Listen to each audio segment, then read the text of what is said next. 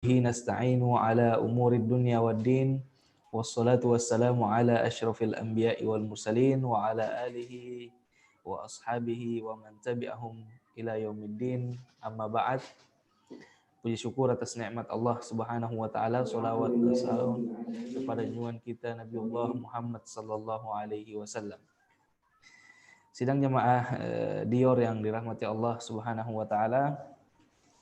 Alhamdulillah di sore hari ini menjelang buka puasa hari ke-29 Ramadan yang mungkin juga menjadi hari terakhir Ramadan tahun ini. Yang itu akan kita ketahui setelah sidang isbat nanti malam. Ya. Insyaallah pada pertemuan ini merupakan pertemuan terakhir di program Dior Rumah Fikih Indonesia.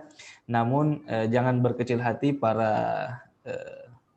penggemar setia Dior atau penggemar setia jamaah Rumah Fikih Indonesia. Insyaallah Rumah Fikih Indonesia setelah Ramadan akan ada program baru lagi. Jadi mirip-mirip dengan Dior tapi sesuatu yang baru. Ya. Jadi para jamaah sekalian, kalau ada masukan, kritik dan saran bisa dituliskan nanti di kolom chat atau bisa dituliskan via DM di Instagram Rumah Fikih atau mungkin di channel YouTube Rumah Fikih. Baik jamaah sekalian yang dirahmati Allah, pada sore hari ini, sesi terakhir kali ini kita di sesi usul fiqh. Dan ini merupakan pertemuan ke-11 bersama Ustadz kita, Ustadz Isnan Ansori LC-MAG. Insya Allah pada kesempatan kali ini kita akan membahas dalil al-mukhtalaf fih, ya, dalil syariah yang diperselisihkan, di mana juga kita kemarin telah membahas dalil yang disepakati, yaitu Al-Quran, hadis, sunnah, ijma' dan qiyas. Kemudian juga kita telah membahas beberapa dalil yang juga diperselisihkan, yaitu syar'u man qablana, mazhab sahabat, dan al-urf. Nah, saat ini kita akan membahas dalil yang diperselisihkan juga, ya, yaitu saddu dzari'ah. Apa sih saddu dzari'ah itu? Tentu kita penasaran, ingin mengetahui seperti apa dalil, ya, atau saddu dzari'ah ini sebagai dalil bagi para fuqaha. Ya, untuk lebih jelasnya kita langsung saja serahkan kepada narasumber kita. Beliau telah hadir bersama kita. Fa'alaihi falyatafaddal mashkura wa ma'jur. Silakan. Bismillahirrahmanirrahim. Assalamualaikum warahmatullahi wabarakatuh. Alhamdulillah. Alhamdulillahilladzi arsala rasulahu bil huda wa dinil haqq liyudhhirahu 'ala ad-din kullihi wa kafa billahi shahida. Asyhadu an la ilaha illallah wahdahu la syarika lah, iyyahu na'budu wa iyyahu nasta'in, wa asyhadu anna Muhammadan 'abduhu wa rasuluh al-mab'utsu rahmatan lil 'alamin. Allahumma shalli wa sallim wa barik ala sayyidina Muhammadin wa ala alihi wa sahabatihi wa man ihtada bihadihi ila yaumiddin, amma ba'd. Bapak Ibu jamaah yang dimuliakan Allah Subhanahu wa taala dan rekan-rekan Rumah Fikih yang berbahagia, alhamdulillah kita bersyukur kepada Allah Jalla wa ala. Pada kesempatan di sore hari ini kembali dipertemukan oleh Allah Subhanahu wa taala secara virtual dalam program kesayangan kita, diskusi interaktif online Ramadan. Dan kebetulan ini acara Dior yang terakhir ya, karena kita sudah berada di penghujung bulan Ramadan 1441 Hijriah. Kita tentu senantiasa berharap mudah-mudahan kita termasuk orang-orang yang mendapatkan husnul khotimah di dalam amal ibadah Ramadan kita tahun ini, dan juga termasuk orang-orang yang diampuni oleh Allah dosa-dosanya. Namun tetap tentu kita jangan lalai bahwa Ramadan masih ada tersisa, ya, apakah kemungkinan Idul Fitrinya besok ataupun lusa. Intinya para ulama tetap bersepakat bahwa selama Ramadan ini belum meninggalkan kita, harus tetap dimotivasi agar kita senantiasa mengisi setiap detik-detiknya dengan ibadah. Ya, jangan sampai kemudian di penghujung Ramadan kok kita malah semakin malas beribadah atau semakin berkurang kualitasnya. Jadi tetap kita beribadah dengan sebaik-baiknya, dan juga termasuk seperti yang dijelaskan oleh para ulama bahwa malam Idul Fitri pun termasuk malam yang tetap dianjurkan untuk kita beribadah. Ya, anggaplah kalau misalnya besok itu ditetapkan dalam sidang isbat sudah tanggal 1 Syawal, berarti kan Ramadan tahun ini 29 hari gitu.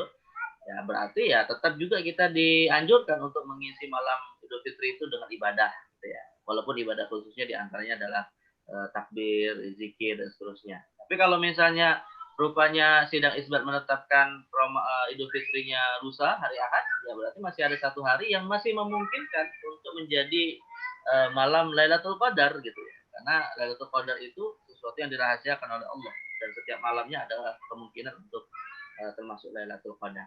Nah, jadi mudah-mudahan kita bukan termasuk orang-orang yang magrur, bukan orang-orang yang tertipu dengan kondisi yang sudah hari ini memang di media sosial sudah kita dapati banyak masyarakat malah memprioritaskan hal yang tidak perlu diprioritaskan gitu ya. Memprioritaskan menyiapkan makanan, pakaian, apalagi dalam kondisi pandemi hari ini gitu. Ini sangat disayangkan tentunya gitu ya. Padahal harusnya kita malah harus semakin tadarruk, semakin tunduk kepada Allah, memohon agar ibadah kita diterima sekaligus diangkat secepatnya ujian ini. Mudah-mudahan kita termasuk orang-orang yang ditaufik oleh Allah SWT untuk menjadi yang terbaik ya, di antara yang terbaik. Tapi jamaah Allah Subhanahu wa taala, yang telah disampaikan oleh Ustaz Lukman, insyaallah kita akan membahas dalil Sadduz Zari'ah ya. Ini sesi usul fikih yang ke-11. Kalau dari awal kita mengikuti program Dior, tapi dalam kajian usul fikih ini masih bab yang kedua ya, Ustaz Lukman ya. Bab tentang dalil syariat dari 4 bab. Saya sering mengingatkan agar kita biar mudah menghafal bahwa usul fikih itu ada 4 bab ya. Bab tentang hukum syariat, kemudian yang kedua dalil syariat, dan kita di bab yang kedua ini pada sesi hari ini, lalu bab istinbatul ahkam dan ijtihad taklid. Ya, mungkin nanti kalau ada follow up kelanjutan dari program Dior dalam bentuk yang berbeda dan masih mengangkat tema usul fikih, bisa kita lanjutkan lagi ini ya. Dan juga bab dalil syariat ini kita sekarang memasuki dalil mukhtalafihi yang bersifat akli. Ya. Jadi kita sudah menyelesaikan satu dalil yang disepakati tentu Al-Qur'an, Sunnah, Ijma' dan Qiyas. Kemudian kita juga sudah menyelesaikan dalil nakli yang mukhtalaf, ya, dalil berdasarkan riwayat yang diperselisihkan legitimasinya, yaitu syar'u man qablana, mazhab sahabat dan al-urf, ya. Nah, jadi 6 dalil nakli kita sudah selesaikan. 6 dalil nakli, 3 yang disepakati Al-Qur'an, Sunnah, Ijma', 3 diperselisihkan. Dan juga kita sudah menyelesaikan dalil akli yang disepakati, yaitu qiyas. Nah, sekarang kita akan masuk dalil akli yang diperselisihkan. Nah, jadi paling tidak ada sekitar 3 dalil akli yang cukup kuat ikhtilafnya di kalangan ulama. Ya, kita akan mulai yang pertama itu Sadduz Zari'ah. Sebenarnya nanti ada dalil akli yang lain, yaitu istihsan dan istishab. Ya, istihsan, istishab. Tapi mungkin karena keterbatasan waktu, insya Allah ya kita selesai di Sadduz Zari'ah. Nanti kalau ada kesempatan, kita lanjut pada kesempatan yang lain, dalil istihsan, istishab, dan tema-tema usul fikih yang lain. Ya. Baik, seperti biasa Ustaz Lukman, ya silakan dibuka PowerPoint-nya untuk menjadi alat bantu kita dan biar tidak lama menunggu. Nggak penasaran, Ustaz Lukman udah penasaran. Apa sih yang dimaksud dengan Sadduz Zari'ah? Ya. Ini dalil istilah yang memang tidak populer ya. Jarang kita dengar gitu ya. Misalnya jarang kita dengar kalau ulama mengatakan misalnya ini hukumnya haram berdasarkan Sadduz Zari'ah dan gitu ya. Ya sering kita dengarkan ya berdasarkan Al-Qur'an, berdasarkan sunnah, berdasarkan ijma'. Gitu. Kalau berdasarkan Sadduz Zari'ah, nah ini agak jarang kita dengar. Ya karena memang Sadduz Zari'ah sendiri sebagaimana dalil-dalil yang diperselisihkan lainnya juga rata-rata para ulama akhirnya lebih mendahulukan dalil yang disepakati gitu ya. Selama masih memungkinkan tuh dalil yang disepakati yang digunakan. Jadi maka penggunaan Sadduz Zari'ah ini juga termasuk yang jarang ya, termasuk dalil yang mukhtalaf lainnya. Baik, terkait dengan dalil Sadduz Zari'ah ini, maka seperti biasa kita akan memahami dulu hakikatnya. Apa sih yang dimaksud dengan Sadduz Zari'ah? Di dalam terminologi usul fikih seperti yang didefinisikan para usuliyun dalam kitab-kitab mereka. Lalu kemudian, apakah Sadduz Zari'ah ini bisa menjadi dalil syar'i? Artinya bisa dijadikan sebagai sandaran ketika seorang ulama sedang mau menetapkan suatu hukum syariat atas perbuatan manusia dan disandarkan kepada satu zariah. Ya. Nah, ini pertanyaan yang paling utama di dalam kajian usul fikih. Pertama, dari sisi definisinya, maka saddu zariah ini adalah terminologi yang terdiri dari dua kata, saddun dan zariah. Ya. Jadi sad itu artinya adalah menutup, iglaq. Jadi dalam bahasa Arab sad itu artinya menutup atau iglaq. Makanya apa istilahnya sesuatu yang untuk menyebut bendungan itu disebut juga dengan sad.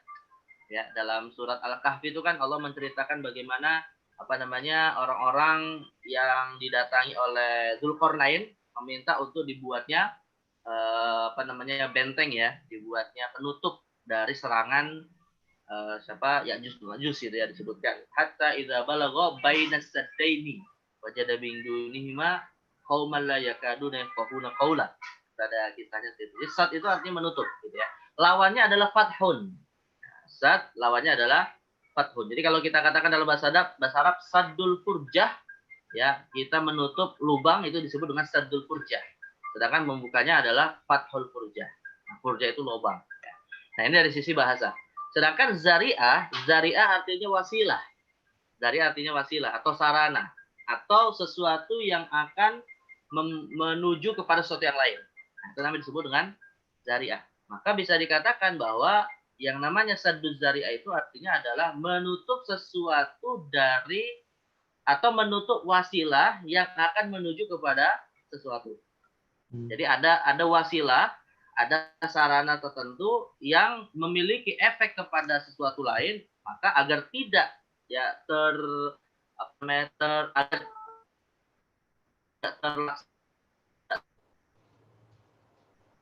itu disebut dengan sadariah. Biasanya dari ini konteksnya adalah dalam persoalan yang sebenarnya dia mubah. Ya, zariahnya ini mubah. Wasilahnya ini perbuatan yang hukum asalnya mubah.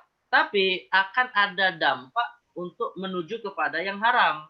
Nah, maka agar sesuatu yang haram ini tidak terlaksana, tidak terwujud, maka kemudian dari awal sudah langsung ditutup pintu menuju kepada yang haram itu.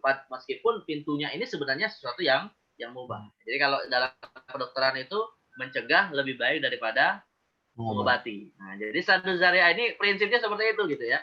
Jadi suatu metode di mana para ulama seakan sudah mempertimbangkan, ini kayaknya akan menuju kepada yang haram.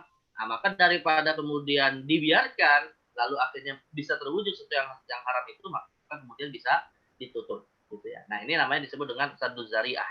Jadi intinya adalah suatu metode di mana para ulama mengambil sikap kehati-hatian untuk tidak terwujudnya yang haram dengan cara langsung dari awal wasilah menuju yang haram itu langsung ditutup. Tapi secara terminologi biar lebih jelas ya, apa sih yang dimaksud dengan saddu zariah? Nah, ini kita baca beberapa definisi yang disampaikan para usuliyun ketika mereka mendefinisikan saddu zariah. Misalnya seperti definisi Imam Abdul Walid Al-Baji dari kalangan mazhab Maliki dalam kitabnya Al-Isyarah fi Ushul al-Fiqh, atau Badruddin Az-Zarkashi dari kalangan mazhab Syafi'i dalam kitabnya Al-Bahrul Muhit fi Ushul al-Fiqh, dan Imam Muhammad ibn Ali Asy-Syaukani ya, dalam kitabnya Irsyadul Fuhul ila Tahqiqil Haqqi min Ilmi Usul.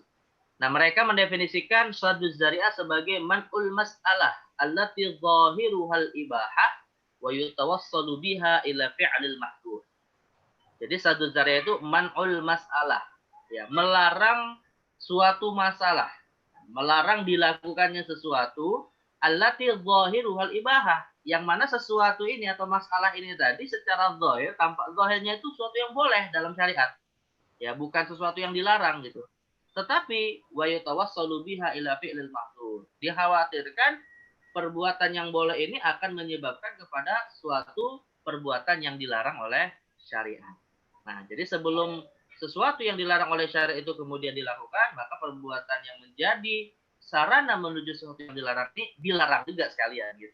Jadi artinya saddu zariah ini adalah suatu pendekatan untuk melarang sesuatu yang boleh atas dasar kemungkinan kepada sesuatu yang terlarang kalau misalnya masih terus dibolehkan. Itu namanya disebut dengan saddu zari'ah. Tapi sebenarnya nanti Ustaz Lukman, saya akan meluaskan bukan hanya kepada saddu zari'ah, tapi juga kepada fathuz zari'ah, kebalikannya nanti. Ya, jadi kebalikannya itu adalah sesuatu yang sebenarnya dia diharamkan oleh syariat, tapi rupanya menuju kepada sesuatu yang malah bisa mendatangkan maslahat yang besar. Maka kemudian metodenya bukan saddu zari'ah, tapi fathuz zari'ah, gitu ya. Nah, jadi secara umum bisa dua alat ya, atau dua usaha gitu ya untuk membuka atau menutup sesuatu yang diinginkan atau untuk sesuatu untuk tidak diinginkan dari wasilah tersebut. Ya. Tapi sekali lagi kebanyakan ulama sih menyebutnya dalam konteks saddu zari'ah. Kalau misalnya fathuz zari'ah nanti sebenarnya dalilnya bukan disebut dengan fathuz zari'ah gitu ya. Nanti dalilnya bisa dengan Al-Quran, bisa dengan hadis, bisa dengan qiyas atau ijma gitu. Tapi itu bisa dikategorikan juga bagian dari proses saddu zari'ah atau fathuz zari'ah. Nah ini makanya nanti akan kita klasifikasikan jenisnya. Tapi sebelum kita masuk kepada apa saja klasifikasinya, ya, maka pertanyaannya adalah apakah saddu zari'ah itu dalil? Ya, kita dari awal sudah mengatakan ini adalah dalil mukhtalafih gitu ya. Nah dalam hal ini para ulama khususnya dari kalangan 4 mazhab memang berselisih pendapat apakah saddu zari'ah ini dalil atau tidak. Ada 2 pendapat. Pendapat yang pertama mengatakan bahwa saddu zari'ah bisa dijadikan sebagai dasar atau sandaran untuk mengharamkan sesuatu. Ini konteksnya lebih spesifiknya mengharamkan ya. Kalau kita bicara dalil kan biasanya bukan hanya mengharamkan, bisa mewajibkan, bisa mengharamkan, bisa mensunahkan, membolehkan atau memakruhkan. Tapi kalau saddu zari'ah lebih spesifik adalah pada konteks mengharamkan saja ya. Maka bagi mazhab yang pertama yaitu mazhab Maliki dan Hambali, mereka berpendapat saddu zari'ah bisa dijadikan dasar untuk mengharamkan sesuatu. Nah, dasar mereka adalah bahwa di dalam Al-Quran Allah mengisyaratkan hal tersebut gitu. Jadi dalam Al-Quran itu Allah malah mengharamkan sesuatu yang boleh karena berdampak kepada sesuatu yang haram. Nah, misalnya disebutkan dalam surah Al-An'am ayat 108, Allah SWT berfirman, "Wala tasubbul ladzina yad'una min dunillahi fayasubbullaha adwan bighairi ilmin." Ya. Allah memerintahkan dan janganlah kamu menghina ya sesembahan-sesembahan orang yang menyembah selain Allah. Padahal hukum asalnya sebenarnya menghina sesembahan, misalnya kita menghina patung itu boleh-boleh saja dalam akidah kita nggak ada masalah gitu ya. Atau kita menyembah sembahan selain Allah yang memang itu kemudian perbuatan haram ya, itu pada dasarnya boleh-boleh saja. Tapi kalau misalnya berdampak kepada menghina atau berdampak kepada Allah yang kemudian menjadi objek yang dihina gara-gara perbuatan kita yang menghina sesembahan mereka, maka kemudian dari awal menghina sesembahan mereka itu tidak dibolehkan. Nah, itu jadi artinya janganlah menghina sesembahan mereka kalau itu berdampak kepada penghinaan mereka orang-orang musyrik kepada Allah Subhanahu wa taala. Nah, ini namanya disebut dengan apa namanya? Atau ini sebagai dalil bagi mazhab yang mengatakan saddu zari'ah bisa dijadikan sebagai dasar. Gitu ya. Karena menggunakan metode yang juga digunakan oleh Al-Quran untuk mengharamkan sesuatu yang sebenarnya tidak haram gitu ya. Tapi Allah mengisyaratkan bahwa sesuatu ini akan bisa berdampak kepada sesuatu yang haram. Maka yang boleh ini pun akhirnya diharamkan juga dengan firman-Nya wala tasubbu. Ya wala tasubbu. Nah, ini argumentasi mazhab yang mengatakan saddu zari'ah sebagai dalil. Nah, sedangkan mazhab yang kedua, atau sebelum pada mazhab yang kedua, contoh lainnya atau dasar lainnya adalah dalam hadis Nabi Shallallahu Alaihi Wasallam. Ya, dalam hadis Nabi riwayat Imam Ahmad dan selainnya bahwa Rasulullah pernah bersabda, hadayal ummali gululun. Hadiah yang diberikan kepada petugas pemerintah yang mereka bekerja untuk melayani masyarakat, ya hadiah yang diberikan kepada mereka itu Rasulullah kategorikan sebagai gulul. Nah, gulul itu sebenarnya istilah untuk menyebut harta rampasan perang yang langsung diambil oleh pasukan, yang langsung dimakan oleh pasukan sebelum dibagi oleh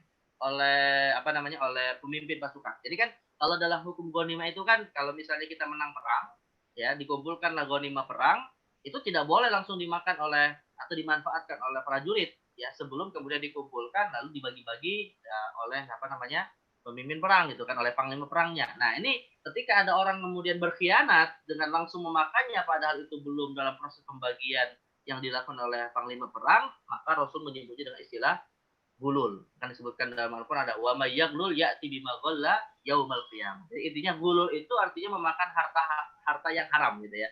Memakan harta yang haram. Jadi seperti orang berkhianat terhadap hak orang lain gitu ya terkait dengan harta tersebut. Nah, ini dalam konteks ghanimahnya. Tetapi Nabi SAW menghukumi juga rupanya gulul bukan hanya berlaku dalam ghanimah perang, tapi juga gulul berlaku dalam hadiah yang diberikan kepada petugas pemerintah. Nah, ini nanti bisa dia dikategorikan sebagai riswah. Ya, bisa dikategorikan sebagai suap. Tapi Rasul menyebutnya hadiah. Jadi bisa jadi ada orang berpikir ini kan hadiah, saya nggak ada niat untuk menyuap gitu kan. Tapi ini kan hadiah, tetapi rupanya hadiah itu bukan pada tempatnya.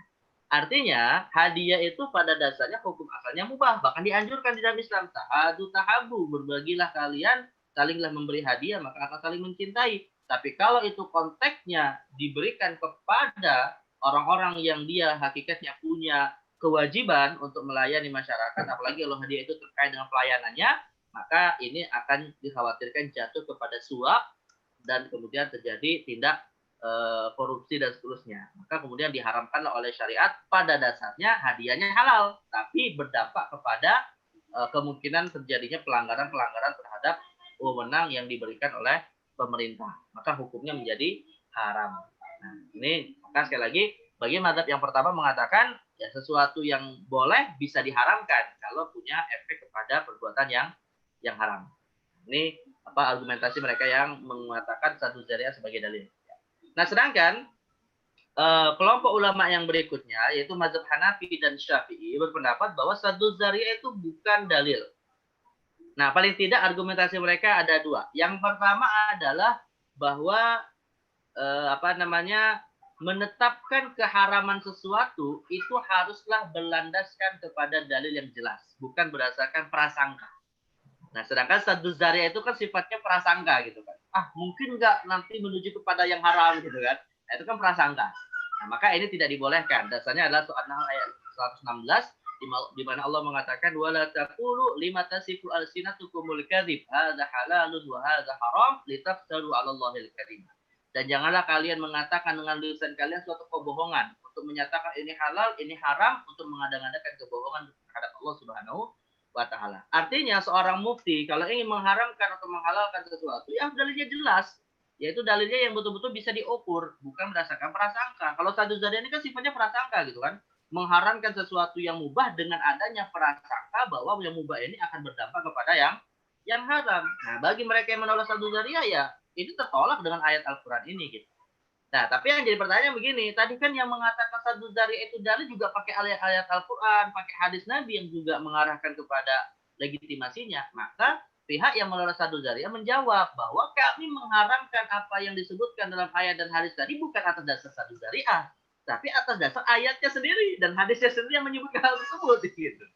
Nah, jadi kalau misalnya nih, apa hukum menghina sesembahan orang-orang musyrik? Ya, bagi kami dalilnya bukan sadu zariah, tapi ayat wala tasubul ladzina yad'una min dunillah gitu ya. Apa hukum memberi hadiah kepada petugas pemerintah? Ya bukan sadu zariah, tapi hadis Nabi ada yal umal ghulul. Nah, itu argumentasi yang menolak sadu zariah sebagai dalil. Nah, jadi intinya kalau ingin mengharamkan sesuatu yang mubah, ya cari dalilnya dulu yang pasti, ya Al-Qur'an kah atau hadis atau qiyas atau ijma, jangan menggunakan prasangka. Nah, itu argumentasi pendapat yang kedua. Cukup kuat juga sebenarnya gitu ya. Nah, jadi intinya sih ada khilafiyah lah di antara ulama tentang legitimasi satu zariah. Baik, ini perdebatannya sebenarnya terkait dengan apakah itu bisa dijadikan dalil atau tidak. Tapi seperti yang tadi saya katakan di awal, sama seperti dalil-dalil mukhtalaf lainnya, sebenarnya ada di antara para ulama itu pada titik kesepakatan ya ketika memahami suatu dalil. Makanya di sini nanti akan kita coba lihat mana sih titik ikhtilafnya itu gitu ya. Karena rupanya sadu zariah ini tidak semuanya diharamkan juga. Sadu zariah ini tidak semuanya diperselisihkan juga. Nanti ada titik-titik yang disepakati gitu ya. Termasuk dalam hal ini fathuz zariahnya. Ya, dalam untuk membolehkan sesuatu yang haram atas dasar maslahat yang lebih besar. Nah, jadi kita bisa bedakan menjadi dua ya. Pertama adalah zariahnya itu memang hukum asalnya menurut syariat haram. Ya. Dan yang kedua adalah zariah yang hukum asalnya menurut syariat adalah mubah. Nah, kalau kita bicara zariah yang haram, maka pertanyaannya adalah bisakah zariah yang haram ini difatah, dibuka? Ya. Nah, kebalikannya, kalau kita bicara zariahnya itu mubah, bisakah dia ditutup? Jadi kebalikannya ya. Kalau zariahnya adalah haram, maka kita menyebutnya dengan istilah fathuz zari'ah. Tapi kalau kita mengatakan zariahnya mubah, maka kita menyebutnya sadduz zari'ah. Ya, jadi pertanyaannya bisa di fathah atau bisa di sad ketika zariahnya sudah memiliki hukum tertentu. Ya. Baik, yang pertama adalah jika zariahnya itu haram. Nah, maka para ulama membedakannya menjadi dua. Pertama, jika zariahnya haram dan secara pasti menuju kepada mafsadah yang haram, menuju kepada bahaya yang memangnya haram, ditetapkan oleh syariat itu bahayanya haram, maka jelas ya tidak boleh difatah. Zariah yang haram ini tidak boleh difatah karena memang zariahnya haram menuju sesuatu yang haram secara pasti gitu ya, maka tidak boleh difatah. Dalam arti para ulama sepakat bahwa jika zariahnya haram maka harus disat, ya tidak boleh difatah, harus disat, harus ditutup karena implikasinya jelas adalah haram. Nah misalnya disebutkan contohnya adalah Allah SWT menyebutkan dalam surah Al-Maidah ayat 91 sampai 91 bahwa yang namanya khamar dan judi itu, nah khamar dan judi kan hukumnya haram, ya kan? Dan keharaman khamar dan judi rupanya berdampak kepada perbuatan haram lainnya. Nah, itu. Apa perbuatan haram yang lain itu? Allah mengatakan innama yuridu syaiton ayyuqi'a bainakumul adawata wal baghdha'a fil khamri wal maisir. Karena setan berkeinginan ketika seseorang itu minum khamr dan main judi akan membuat akan melakukan perbuatan dalam bentuk permusuhan dan kebencian. Artinya minum khamr dan judi berdampak ya, minum khamr dan judi yang hukumnya haram berdampak kepada perbuatan haram yang lain. Apa itu? Permusuhan dan kebencian. Karena jelas pasti orang yang minum khamr dan main judi pasti akan mengalahkan lawannya gitu kan, atau akalnya akan hilang fungsinya dan itu akan berakibat kepada perbuatan yang haram. Nah, jadi artinya sekali lagi dalam kasus yang pertama ini para ulama sepakat ya zariahnya haram, maka fatahnya juga haram. Ya, zariahnya haram, fatahnya juga haram. Karena tegas ini bisa berdampak kepada sesuatu yang haram. Baik, yang kedua kebalikannya. Ya, yang kedua kebalikannya. Zariahnya memang haram. Zariahnya haram. Tapi rupanya syariat menganggap ada maslahat yang besar yang bisa didapatkan ketika zariahnya itu difatah. Ya, maka dalam hal ini hukumnya bisa antara dua, boleh bahkan bisa sunnah. Nah, misalnya adalah melihat atau nazar kepada maktubah, melihat kepada calon wanita yang hendak dinikahi. Ya, Rasulullah bersabda dalam suatu hadis riwayat Abu Dawud, "Idza khataba ahadakumul mar'ah fa idza istata'a an yanzura ila ma yad'uhu ila nikahiha falyaf'al." Jika seorang di antara kalian melamar seorang wanita, maka Nabi malah menganjurkan jika bisa melihatnya sebelum dinikahi, jika bisa melihat wanita tersebut sebelum melakukan akad nikah, maka lakukanlah gitu. Padahal yang namanya melihat wanita yang bukan mahram ya, atau melihat wanita yang belum terikat ikatan pernikahannya, itu kan haram sebenarnya kan. Berdasarkan surah An-Nur Allah mengatakan kullil mu'minina yaghuddu min absarihim. Ya, katakan kepada para laki-laki untuk menundukkan pandangan mereka. Nah, ini saya juga perlu tegaskan ya kepada jamaah bahwa menurut mayoritas ulama yang namanya wajah dan telapak tangan wanita itu kan bukan aurat. Menurut mayoritas ulama gitu ya. Tapi mereka sepakat kalau kita tidak punya kebutuhan untuk melamarnya, maka laki-laki tetap tidak boleh melihat wajah dan telapak tangan yang bukan aurat tersebut. Ya, kecuali ini hukum asalnya nggak boleh ya, kecuali dalam kondisi tertentu. Misalnya hakim melihat wajah wanita yang menjadi saksi, atau kita misalnya sedang bertransaksi, ya jual beli dengan wanita, maka otomatis kan melihat wajahnya untuk tidak ini bagi mayoritas ulama tentu ya, kita tidak bicara cadar apa-apa itu hukumnya apa. Atau misalnya dalam konteks sedang melakukan proses taklim misalnya, yang kebetulan gurunya adalah seorang wanita. Nah, ini boleh-boleh saja melihat wajahnya dalam batasan-batasan itu. Tapi hukum asalnya Allah mengatakan kullil mu'minina yaghuddu min absarihim. Hukum asalnya pada dasarnya tidak boleh meskipun wajah bukan aurat gitu ya, karena ada perintah untuk menundukkan pandangan. Nah, artinya hukum asalnya melihat wanita atau melihat wajah wanita itu hukumnya tidak boleh, haram hukum asalnya. Berdasarkan surat An-Nur atau Al-Ahzab gitu ya, terkait dengan adab bagaimana berinteraksi secara sosial dengan lawan jenis. Tetapi rupanya Nabi Shallallahu Alaihi Wasallam malah menganjurkan kebalikannya, yaitu melihat wajah si wanita kalau konteksnya dalam rangka untuk melamar. Nah, artinya kalau ada anjuran seperti itu, dan rupanya para ulama meneliti kenapa dianjurkan. Nah, dalam hadis yang lain disebutkan bahwa melihat wanita atau calon pasangan sebelum kita melakukan akad nikah itu lebih bisa mengekalkan atau lebih bisa menguatkan kecenderungan untuk terus melanjutkan ke jenjang pernikahan. Jadi analoginya itu kalau dalam bahasa kita adalah biar tidak seperti membeli kucing dalam karung lah, istilahnya begitu gitu ya. Jadi biar nggak kecewa nanti setelah nikah, rupanya apa yang diharapkan tidak seperti apa yang diharapkan. Maka lihatlah dulu agar tidak mengecewakan. Dan ini juga disyariatkan bukan hanya untuk laki-laki, tapi juga untuk si wanita dianjurkan untuk melihat calon pasangannya. Jadi intinya adalah saya ingin mengatakan, melihat wajah non yang tidak memiliki ikatan pernikahan atau hubungan seks misalnya, pada dasarnya haram. Ya, itu pada dasarnya dia bisa menjadi zariah. Kalau dia bisa menjadi wasilah, menjadi sarana untuk kepada sesuatu yang diboleh, syariat bahkan dianjurkan dan maslahatnya adalah lebih besar, maka boleh dipatah dan bahkan hukumnya adalah sunnah. Nah, jadi ini kebalikan dari yang pertama. Ya, jadi jenis fathuz zari'ah. Kalau yang pertama tadi sadduz zari'ah dari zari'ah yang haram, kalau yang kedua ini fathuz zari'ah dari zari'ah yang haram. Ya, baik. Nah, sekarang yang kedua adalah zari'ahnya mubah. Ya, zari'ahnya mubah. Sama juga kita akan mempertanyakan mana yang difatah, mana yang disad, mana yang dibuka, mana yang disad atau ditutup. Nah, kalau zari'ah yang mubah, maka ada beberapa kemungkinan. Pertama, zari'ah ini menuju kepada mafsadah yang pasti. Ya, yang pasti, kepada perbuatan haram yang pasti. Nah, untuk kepada mafsadah ini ada dua. Pertama, kepada mafsadah yang pasti berdasarkan prasangka yang kuat. Ya, maka dalam hal ini para ulama sepakat hukumnya haram harus disad. Ya, contoh misalnya begini, menggali lubang di tempat yang biasa dilalui oleh orang di jalanan umum, yang mana perbuatan itu dapat dipastikan akan mencelakakan banyak orang. Misalnya gini, Ustaz Lukman, kita ini misalnya punya lahan, ya, lahan ini kita tahu bahwa atau bukan lahan kita, bisa jadi ini lahan umum gitu ya.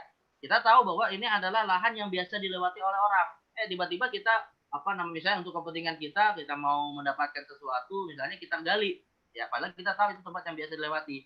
Pada dasarnya kan tidak ada larangan khusus untuk menggali tanah tersebut gitu kan, selama itu misalnya milik kita sendiri atau memang tidak ada tidak ada pelanggaran syariat di situ gitu kan. Tapi prasangka kuat umumnya manusia, kalau oleh orang kan akan bisa membahayakan orang yang melewatinya dan bisa menimbulkan bahaya yang lebih besar. Nah, maka sesuatu yang mubah ini, walaupun itu misalnya tanah kita sendiri misalnya, nah maka hukumnya haram untuk kita lakukan. Kecuali kalau misalnya sudah kita kondisikan orang tidak akan melewati tempat tersebut. Nah, itu jadi intinya ini namanya zari'ah yang pada hakikatnya mubah, tapi ada prasangka kuat akan membahayakan orang lain, akan bisa menimbulkan perbuatan yang haram gitu ya, dari sebab kita melakukan yang mubah ini tadi, maka hukumnya adalah haram. Maka di sini harus disad. Ya, kasus di sini harus disadud zari'ah. Baik, ini yang pertama. Dan yang kedua adalah kepada mafsadah yang pasti tapi berdasarkan ketentuan syariat, bukan karena prasangka kuat manusia umumnya. Dasarnya adalah syariat. Misalnya adalah larangan nikah tahlil. Nikah tahlil. Fa in talaqaha fala tahillu lahu min ba'du hatta tankiya zaujan ghairahu. Ya, dan jika seorang laki-laki menceraikan istrinya sudah sampai talak 3, ba'id kubro, maka kalau si suami ingin merujuk istrinya disyaratkan harus si istri menikah dulu dengan laki-laki yang lain. Nah, kan? Yang jadi persoalan begini, Lukman. Yang menjadi persoalan adalah si suami ini bekerja sama dengan seorang laki-laki untuk pura-pura menikahi istrinya. Nanti setelah dinikahi kemudian diceraikan agar si suami bisa rujuk kepada istrinya dengan mudah, gitu kan? Karena kalau misalnya dia harus menunggu istrinya nikah dulu dengan laki-laki lain atas dasar keinginan si istrinya dan juga laki-laki yang dinikahinya, ini waktunya bisa lama karena dia harus menunggu istrinya nikah dulu, yang kedua menunggu istri suami yang kedua menceraikannya dulu, yang ketiga kalau misalnya diceraikan istrinya iddah dulu, dan selama iddah si suami kedua masih punya hak untuk rujuk lagi. Nah, akhirnya kan ikatan pernikahannya berlanjut lagi dengan suami yang kedua gitu kan. Dan kemudian nunggu lagi nanti diceraikan, nunggu lagi iddahnya. Nah, ini lama ini kan. Karena si laki-laki kedua bisa jadi memang tidak ada urusan dengan si suami yang pertama gitu. Nah, akhirnya si suami yang pertama membuat suatu konspirasi. Carilah laki-laki yang akan dibayar untuk menikahi si istrinya. Agar nanti diceraikan lalu bisa dirujuk. Nah, Yang jadi persoalan begini, Ustaz Lukman. Suami kedua yang tadi dibayar oleh suami yang pertama itu kan melakukan akad nikah dengan istrinya sah-sah saja dengan memenuhi 4 rukunnya misalnya kan. Ijab kabulnya sah, ada mahar ada walinya, ada dua saksinya, kemudian mereka juga misalnya adalah suami laki-laki dan perempuan yang memang belum memiliki ikatan pernikahan dengan orang lain misalnya gitu ya. Dan agamanya muslim misalnya, kemudian ada mahar, artinya tidak ada pelanggaran syariat di dalam akad nikah mereka gitu. Tidak ada pelanggaran syariat. Tapi ada konspirasi di belakang itu gitu ya, yang tidak ada kaitannya dengan akad nikah itu. Nah, maka nikah tahlil yang seperti ini hukumnya tetap haram. Bahkan Nabi menyebutkan dalam suatu hadis, la'anallahul muhallil wal muhallalahu. Allah melaknat orang yang melakukan nikah seperti ini. Gitu. Jadi dilaknat orang yang menyuruhnya dan dilaknat orang yang disuruhnya. Nah, jadi intinya adalah akad nikahnya nggak ada masalah, akad nikahnya sah secara syar'i, bahkan boleh gitu kan. Tetapi rupanya syariat menganggap itu suatu mafsadah. Maka dalam hal ini para ulama sepakat harus disah, harus diharamkan. Nah ini apa namanya saddu zari'ah yang disepakati. Tapi menurut ulama yang mengatakan saddu zari'ah bukan dalil, mereka berargumentasi, ya kami tidak menyebutnya saddu zari'ah, ya kami menganggapnya haram atas dasar ya syariat gitu ya, atas dasar syariat gitu, bukan atas dasar saddu zari'ah. Ya intinya ini sebenarnya khilaf lafzi juga ya. Artinya perbedaannya itu sifatnya hanya lafzi saja. Satu mengatakan saddu zari'ah, satu mengatakan dalilnya nas syariat misalnya. Nah, tapi intinya sepakat pada hukum fikihnya itu haram. Ya. Ini pada 3 poin ini semua rata-rata sepakat ya, atau 4 poin tadi semua sepakat. Nah, yang diperselisihkan adalah beberapa bentuk, yaitu zariahnya mubah. Maaf ini kayaknya belum diperselisihkan, nanti yang ke-6 atau yang ke-7 yang diperselisihkan ya. Nah, yang berikutnya ini zariahnya itu mubah, tapi mafsadahnya itu tidak pasti, namun maslahatnya lebih besar daripada mafsadahnya. Zariahnya mubah, mungkin ada mafsadah, mungkin gitu ya, tapi masalahnya masih tetap lebih besar. Misalnya ada orang yang menggali lubang di kebunnya sendiri dan dia memang memastikan jarang orang lewat di situ. Pertanyaan begini Ustaz Lukman, mungkin nggak ada orang yang nyasar akhirnya nyungsep ke lubang itu? Mungkin nggak? Jarang. Ya, jarang tapi mungkin kecil. Ya, mungkin ada gitu kan. Ya. Tapi kan sangat kecil sekali gitu kan. Dan masalahnya lebih besar karena bisa jadi dia menggalinya untuk mencari air, artinya membuat sumur gitu kan. Atau misalnya untuk kepentingan yang lain, toh juga itu tanahnya sendiri gitu. Nah, namun kalau misalnya ada kemungkinan orang jatuh ke situ, itu kemungkinan kecil gitu. Maka kemungkinan mafsadah yang kecil ini diabaikan. Artinya ya zari'ahnya mubah dan tidak ada mafsadah yang besar yang akan timbul, otomatis kemudian ya boleh-boleh saja untuk dia melakukan zari'ah tersebut ya kalau memang mafsadahnya ini tidak besar. Nah, jadi ya banyak sih analoginya, misalnya ya kita membuat apalah yang ada di area yang kita miliki, buat rumah, memasang apa gitu. Masang tiang listrik misalnya, atau masang colokan listrik di rumah kita gitu kan. Mungkin nggak kalau ada orang yang memang lagi qadarullahnya kesentrum misalnya gitu ya. Ya mungkin saja kalau dia katakan mungkin kan mungkin gitu kan. Tapi masalahnya kan lebih besar karena memasang alat-alat tersebut memberikan banyak manfaat kepada pemiliknya misalnya. Jadi ini tidak, artinya begini, kalau nanti ada orang yang bertamu ke rumah seseorang misalnya kan, lalu dia kesentrum. Nah setelah kesentrum dia protes gitu kan. Saya minta ganti rugi karena saya kesentrum gitu ya. Ya nggak bisa. Nah, masalahnya ini kan jarang-jarang orang kesentrum gitu kan. Kecuali kalau memang ada kondisi tertentu yang disengaja dan seterusnya gitu. Jadi intinya tidak bisa orang kemudian menyalahkan penggalian lubang itu tadi atas dasar dia yang menjadi korbannya, karena ini bukan pada wilayah yang memungkinkan seseorang akan jatuh kepada musibah tersebut. Jadi ya cukup dia pasrah terhadap takdirnya aja gitu. Kalau memang itu memang nasibnya.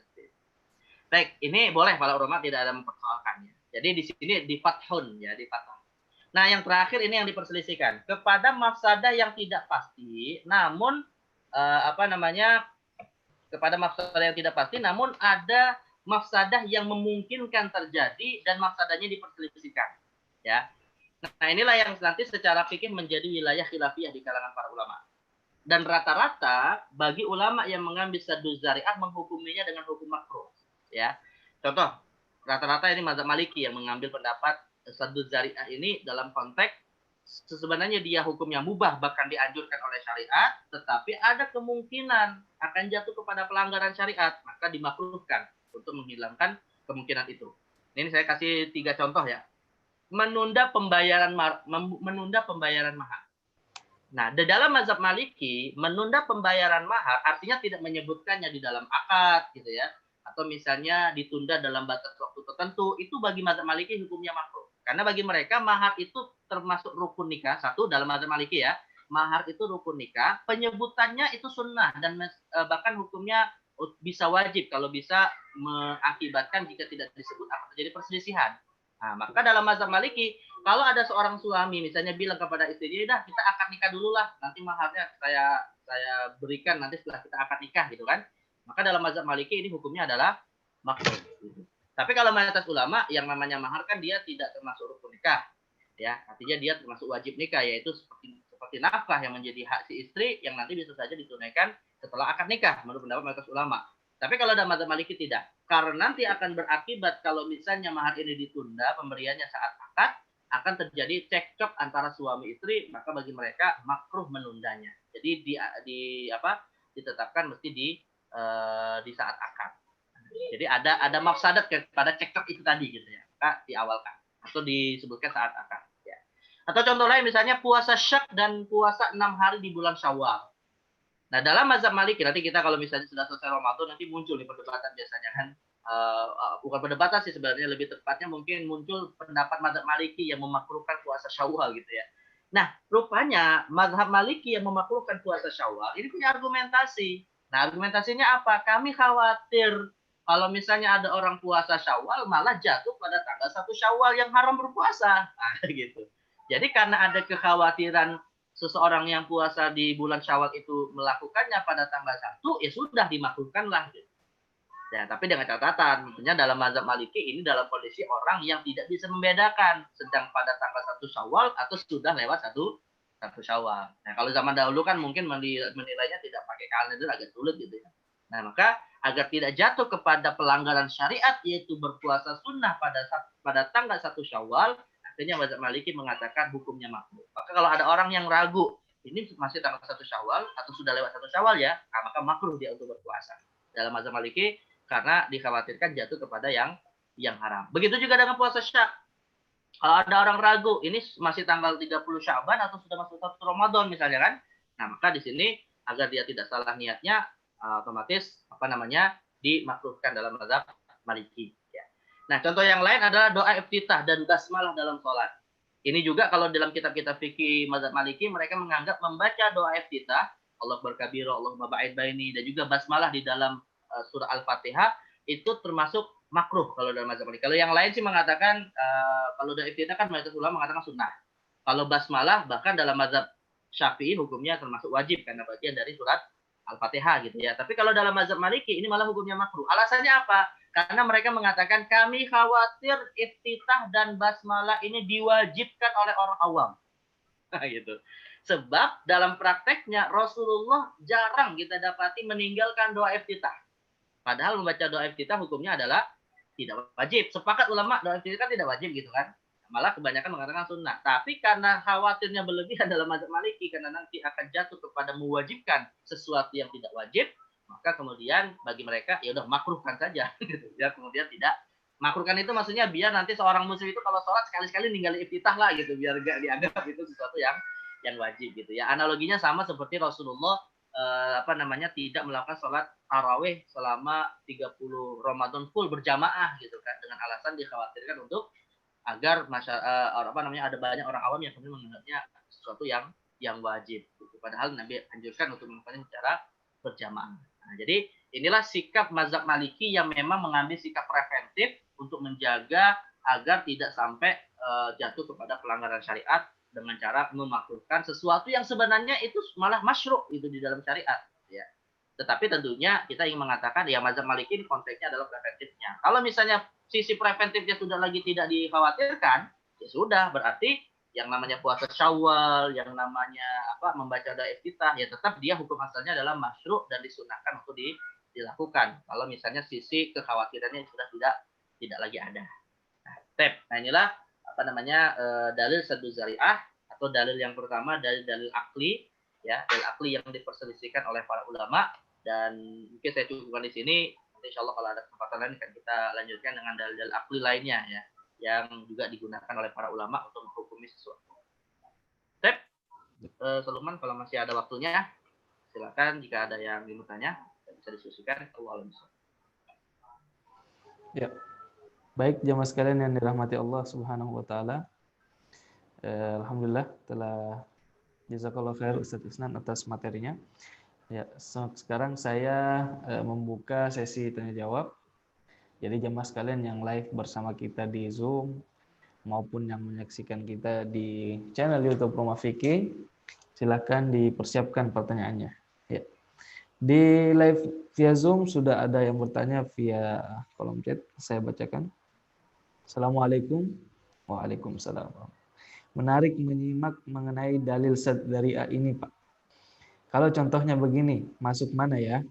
Game online yang asalnya kan boleh.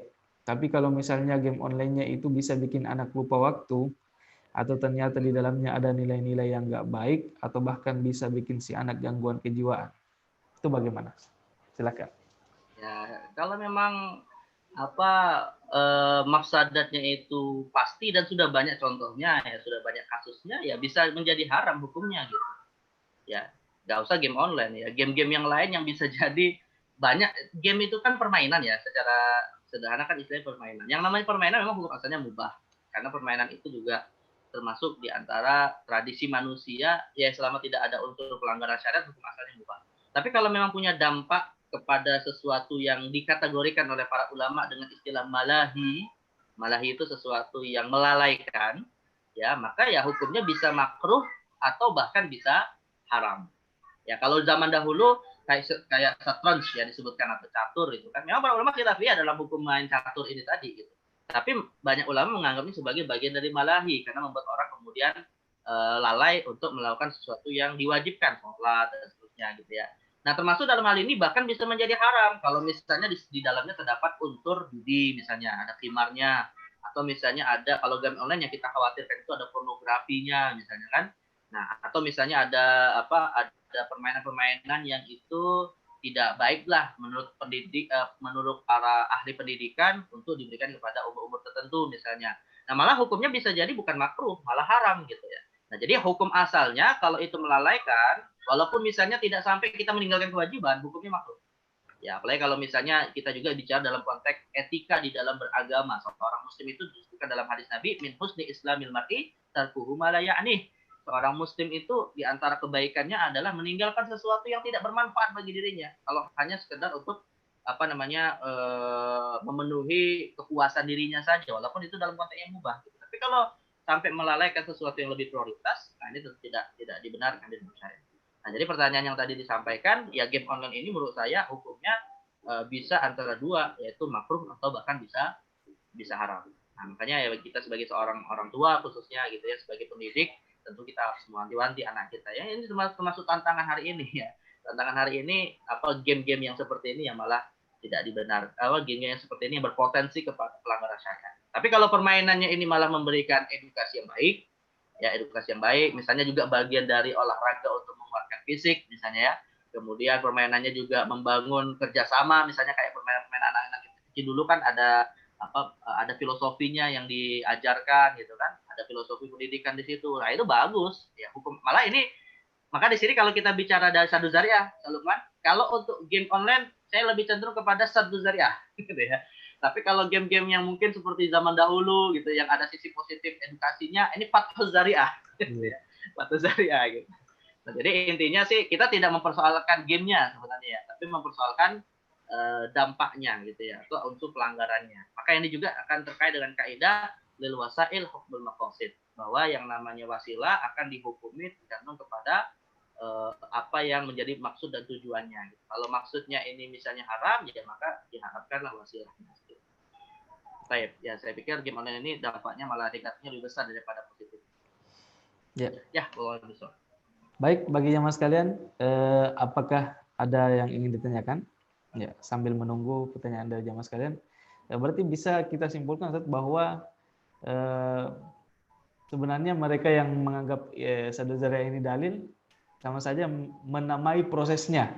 Jadi sama-sama menggunakan ayat Al-Quran, misalnya tadi tentang larangan mencela sesembahan orang kafir, itu itu sama-sama menggunakan ayat itu, cuma yang menganggap saddu dzari'ah ini dalil menamai prosesnya sebagai saddu dzari'ah.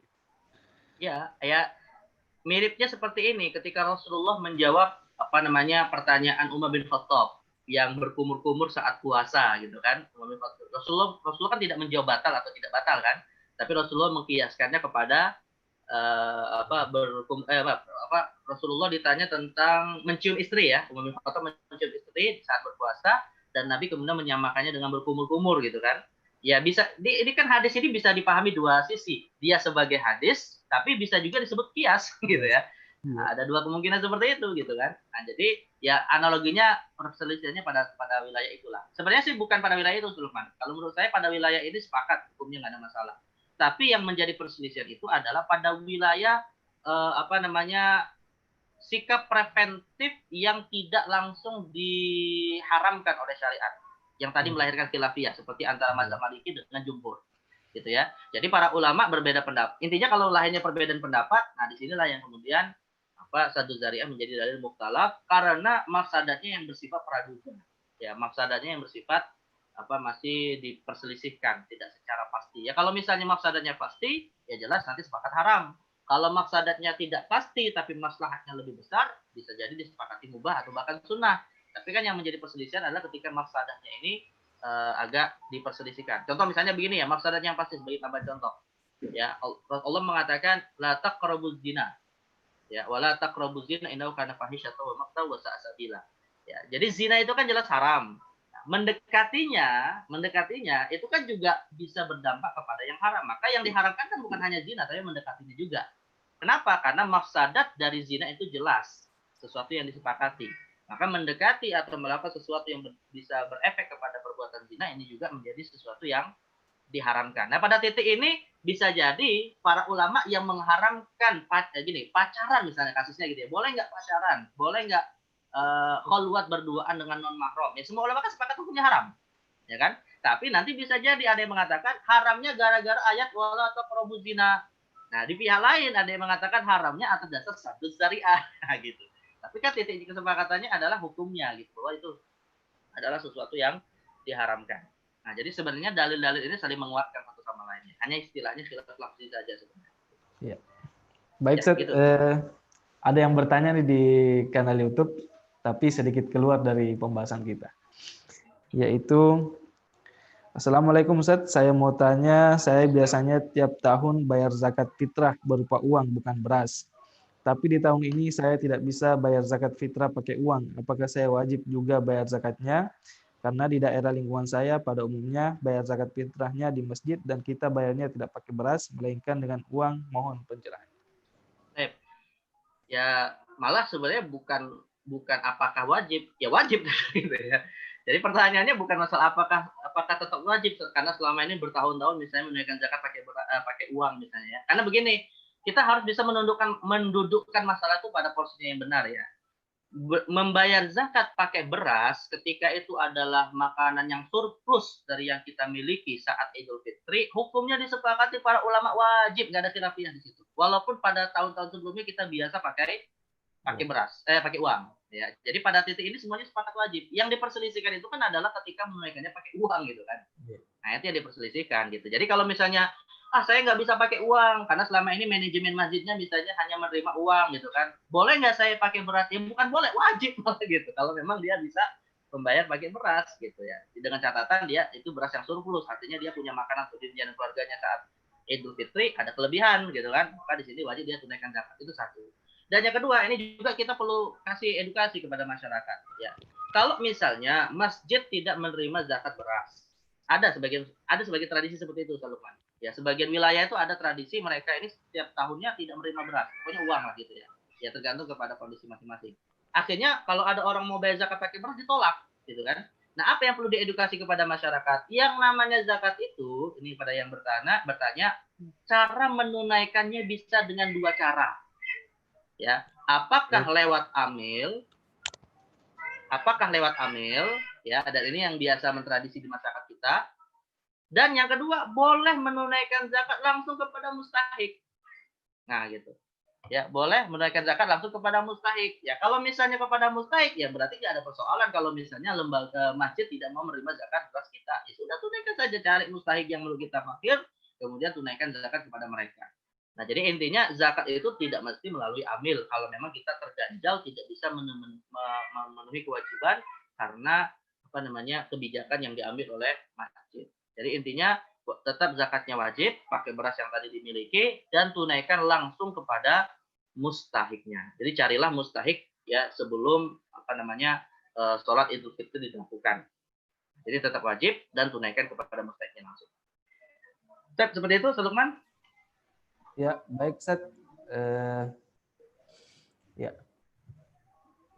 tidak ada Cukup? pertanyaan lagi sepertinya. Cukup? Ya, cukup. Ya, baik jamaah sekalian yang dirahmati Allah Subhanahu wa taala, dengan berakhirnya kajian kita di sore hari ini menjelang buka puasa dan menjelang eh, mentari Ramadan yang terakhir akan terbenam. Maka berakhir pula lah kegiatan atau program Dior Diskusi Interaktif Online Ramadan Rumah Fikih Indonesia. Dan sebagai informasi jamaah sekalian yang dirahmati Allah, Rumah Fikih Indonesia akan melanjutkan program Dior seperti ini, namun dengan nama yang berbeda atau suasana dan bentuk yang berbeda. Ya. Jadi jamaah sekalian yang sudah bergabung di Dior ini, maka tetap stay tune, bisa dengan memfollow Instagram Rumah Fikih atau fanpage Rumah Fikih di Facebook agar infonya bisa sampai kepada jamaah sekalian. Kemudian jamaah sekalian yang dirahmati Allah, sebagai informasi juga bahwasanya materi usul fikih yang kita bahas di sore ini menjelang buka ini itu terdapat di karya atau buku yang ditulis oleh pemateri kita, Ustadz Isnan Ansori LCMAG, yaitu Ilmu Usul Fiqh. Ya, dan bisa didapatkan di eksklusif hanya di website Rumah Fikih, hanya dijual di website Rumah Fikih, www.rumahfikih.com/buku. Ya, di sana banyak sekali karya-karya dari para asatidz Rumah Fikih Indonesia, bisa dibeli di sana dan sudah lengkap dengan tata cara pemesanannya di sana. Ya. Kemudian jemaah sekalian yang dirahmati Allah, tentu saya sebagai host juga tidak bosan-bosannya menyerukan kepada jemaah sekalian untuk menginfakkan hartanya, ya salah satunya di kajian kita di diskusi interaktif online Ramadan Rumah Fikih Indonesia. Dan saya di akhir Dior ini, di akhir program kita ini, mengucapkan terima kasih banyak kepada seluruh asatidz dan tentu asatidz kita yang hadir bersama kita pada saat ini, yaitu Ustadz Isnan Ansori LC MAG. Jazakallahu khairan Ustadz. Dan terima kasih kepada seluruh jamaah yang berpartisipasi dari hari pertama program Dior ini sampai saat ini, khusus juga bagi seluruh jamaah yang menginfakkan hartanya di program Dior ini. Semoga Allah Subhanahu wa taala menerima amalan kita, puasa kita, sholat kita, infak kita, dan dicatat sebagai pemberat timbangan kebaikan kita kelak di akhirat nanti. Amin ya rabbal alamin. Ya, saya mewakili kru yang bertugas mengucapkan terima kasih dan memohon maaf jika ada kekurangan. Ya, kita akhiri pertemuan kita, sekaligus kita akhiri program kita ini dengan membaca doa kafaratul majelis. Subhanakallahumma wa bihamdik nasyhadu an la ilaha illa anta wa nastaghfiruka wa natubu ilaik. Wassalamualaikum warahmatullahi wabarakatuh. Dan juga saya pribadi mohon maaf jika selama membawa kajian usul fikih selama Ramadan ini ada hal-hal yang mungkin tidak pantas, dan mudah-mudahan apa yang kita kaji dan dengan usul yang lain juga bermanfaat ya, Lukman dan para jamaah sekalian. Mudah-mudahan silaturahim virtual ini bisa dilanjutkan, dan juga tentunya kita berharap bisa bertemu secara fisik nanti di kesempatan yang lain. Ya, saya juga pamit. Assalamualaikum warahmatullahi wabarakatuh. Waalaikumsalam.